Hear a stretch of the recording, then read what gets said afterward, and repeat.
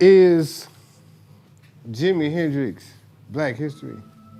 And you gotta know it, man. Like, for most of his life, like, he was doing black music, what people would consider black music. He was in the Chitlin circuit, like he was doing tours with people like Bobby Womack, stuff like that. People wouldn't really know that. But at some point in his life, then people took him away from us.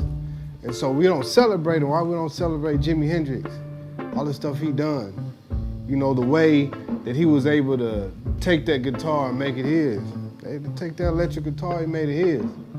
So I want to speak about him. I want to give him his flowers. You know, a lot of people look at him as he was just the guy that did the Star Spangled Banner at Woodstock.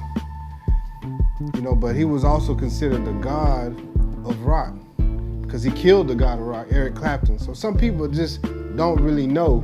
I'm gonna take y'all back and let's talk about old Johnny B. Good.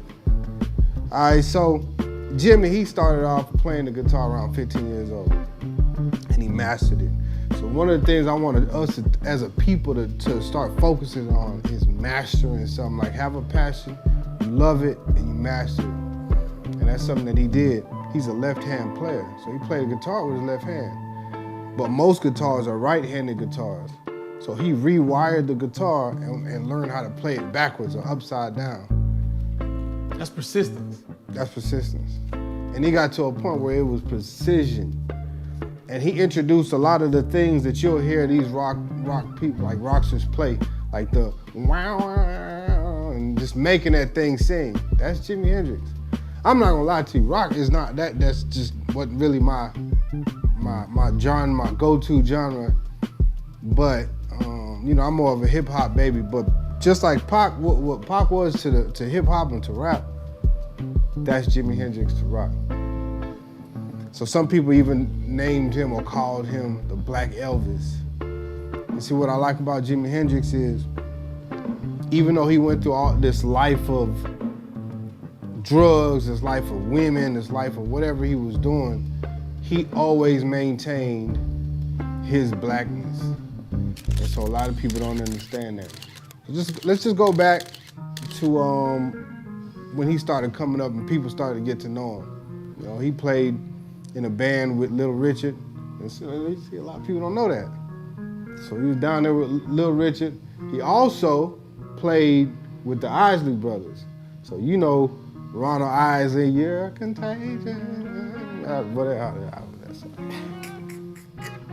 But you know, he was in the band with the Isley Brothers as well. So he came to fame, like he was late 60s, early 70s. And he became like the sound of the 70s. And so when you start thinking about like psychedelic things, whether you a stoner or you like into hallucinogens or whatever it is, he became like, his sound became like the sound of the 70s. And so if you think about the music, like the musicians of today who are really like rock stars, they emulate people like Jimi Hendrix.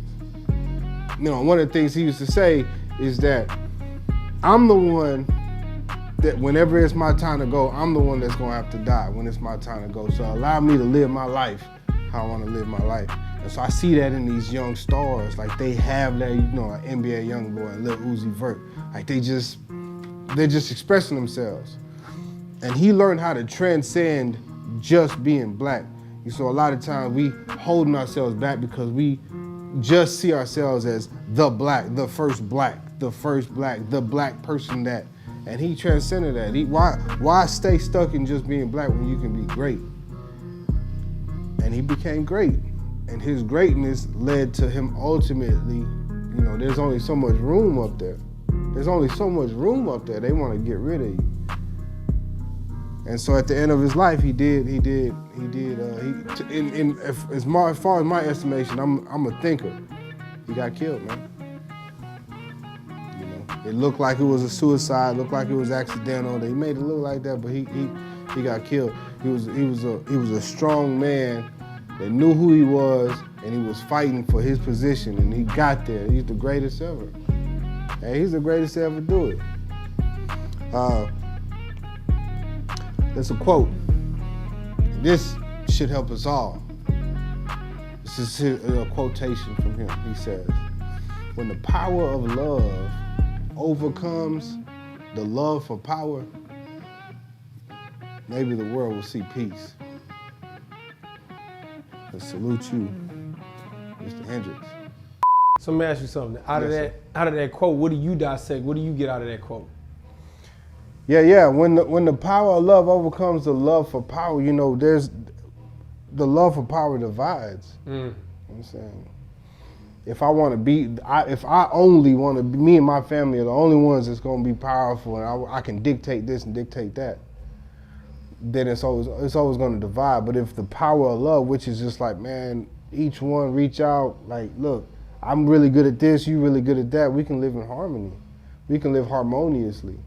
And that, when you have that, there's nothing these people can do against us. So it's like us as what they call black people, like if we could, the power of love, we can let that overcome the love of power, we'll have peace, man. We'll be able to get along from block to block, from hood to hood, you know, from generation to generation. We'll be fine, man.